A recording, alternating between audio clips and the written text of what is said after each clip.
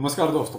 FTM D list यानी Phantom जो आप अपने वॉलेट में या एक्सचेंज पर लेके बैठे हैं, सभी एक्सचेंज इवन बाइनेंस भी इसको डी लिस्ट कर रहा है।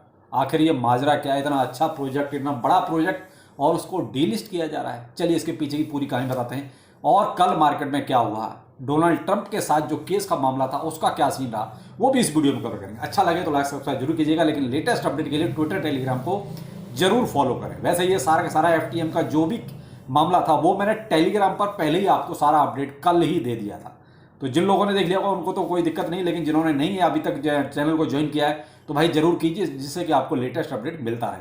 तो डिस्क्रिप्शन में जाके वीडियो के वहां से जाकर टेलीग्राम ट्विटर को जरूर ज्वाइन करें।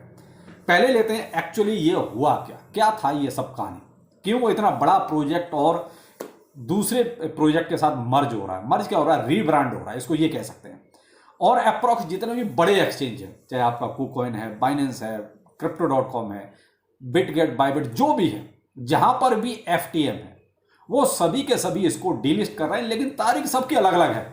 कोई 7 तारीख को कर रहा है, कोई 13 को कर रहा है, कोई 24 को कर रहा है, कोई 23 को कर रहा है, यानी तारीखें सबकी अलग है। लेकिन बाइनेंस ने अपनी तरफ से बोला है कि हम 13 तारीख को FTM को पूरे के पूरे जितने भी उसके पास पेयर हैं, चाहे वो BTC का, USDT का, जिसका भी जो भी पेयर है वो सबसे डिलिस्ट कर देगा।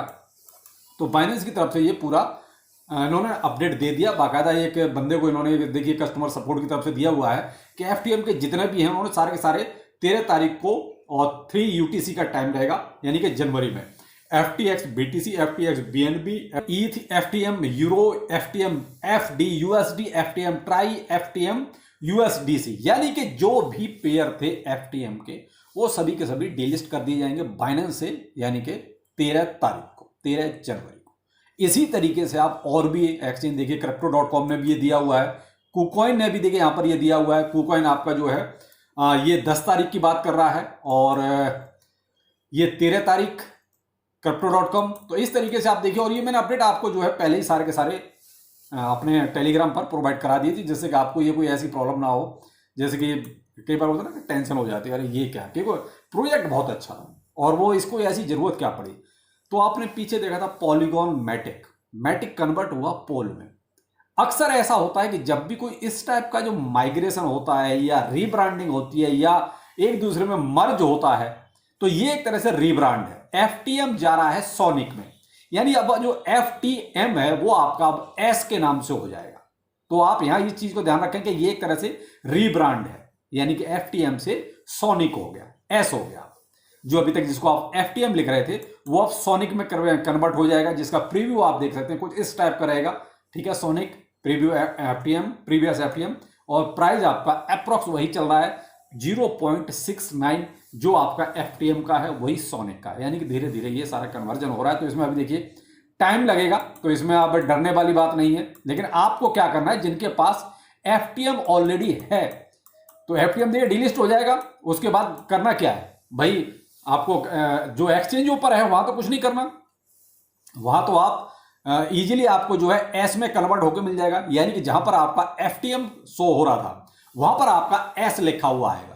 तो आप ये ध्यान रखिएगा, सोनिक या S, इसी का ध्यान रखिए। अब आपका FTM नजर नहीं आएगा 13 तारीख से बाइनेंस पर, तो आप यहां पर पहले क्रिएट होगा कि सब हमारा FTM कहां गया, तो FTM कहीं नहीं गया, आपका FTM सोनिक हो गया, यानी कि S हो गया।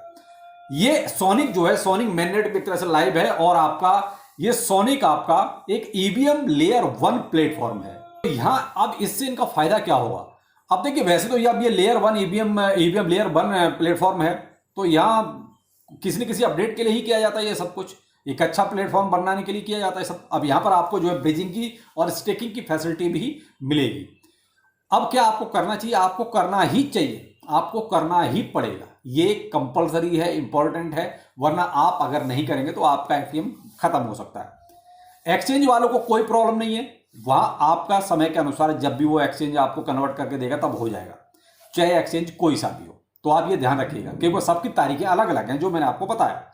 अब केवल प्रॉब्लम उनके साथ हो सकती है जो FTM वॉलेट्स में है, चाहे आपका हार्डवेयर वॉलेट है, चाहे मेटामास्क ट्रस्ट वॉलेट, वहां पर आपको ब्रिज का यूज करना पड़ेगा। तो ये देखिए, सोनिक का अपना ब्रिज का भी एक ऑप्शन देख रहे हैं। आप सोनिक की वेबसाइट पर जाइए, आप FTM खोलेंगे, वहां पर आपको ये अपडेट मिल जाएगा। ठीक है, आप कॉइन मार्केट कैप पर देखेंगे तो वहां पर ऊपर ही एक लाइन लिखी हुई आ रही है, तो आप पेज पर जाइए सोनिक के पर, और वहां पर आपको चाहे आप डायरेक्ट वेबसाइट ओपन कीजिए, चाहे पेज लिखा हुआ वहां पर आप CMC पर जाएंगे तब वहां पर भी आपको ये मिल जाएगा। तो वहां पर जो ब्रिज का ऑप्शन है वहां से आप इसको ब्रिज कर सकते हैं।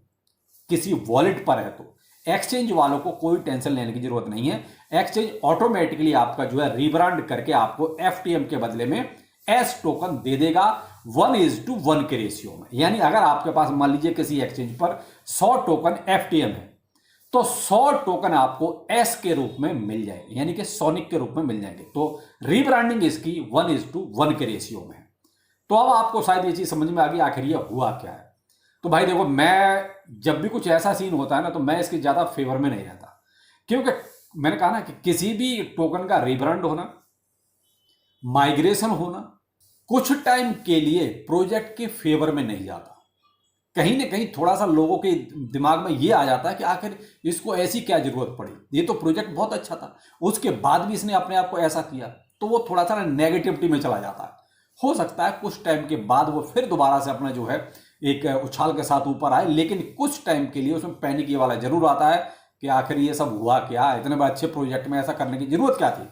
और आपने मोस्टली ऐसे प्रोजेक्टों को पीछे काफी देखा है जो या तो रीब्रांड हुए हैं, या मर्ज हुए हैं एक दूसरे में, या आपका माइग्रेशन हुआ है। तो ऐसे प्रोजेक्ट में थोड़ा सा पैनिक जरूर आता है जब इनका प्राइस थोड़ा सा अप एंड डाउन रहता है। खैर जो भी है, फैंटम अच्छा प्रोजेक्ट है, आगे क्या होगा ये वक्त बताएगा, देखते हैं। या माइग्रेशन इनका रीब्रांड होने दीजिए, क्या क्या होता है, कैसे कैसे होता है। तो भाई जिनका केवल वॉलेट में है वो अपना ब्रिज जरूर कर लीजिएगा, एक्सचेंज वालों को टेंशन लेने की जरूरत नहीं है। आते हैं डोनाल्ड ट्रंप का, आखिर क्या था। देखिए, डोनाल्ड ट्रंप का जो 10 तारीख थी एक केस का मामला था, तो आपने ये देखा कि कल वो भी सब कुछ फाइनल हो गया। उसमें उनको एक सांकेतिक सजा दी गई, जिसमें उनको क्या था कि केवल सुनाया गया कि आपको ये इस तरीके से सजा दी जा रही है, इमीडिएट वहीं से उनको बरी कर दिया गया। कहीं कोई ये कहो कहीं जेल वगैरह जाना पड़ा हो, ऐसा कुछ भी नहीं। तो कुल मिला के वो मैटर अब यहाँ खत्म हो गया। इसलिए आपने कल देखा BTC थोड़ा सा पंप भी किया था, लेकिन बहुत ज़्यादा नहीं। उसके बाद दोबारा से लौटकर उसी के आसपास चल रहा है, वही 94, 95, 94, 95। तो यहाँ पर अभी भी मार्केट में ये कहो बहुत ज़्यादा पॉजिटिविटी किसी तरह की है तो वो नहीं है।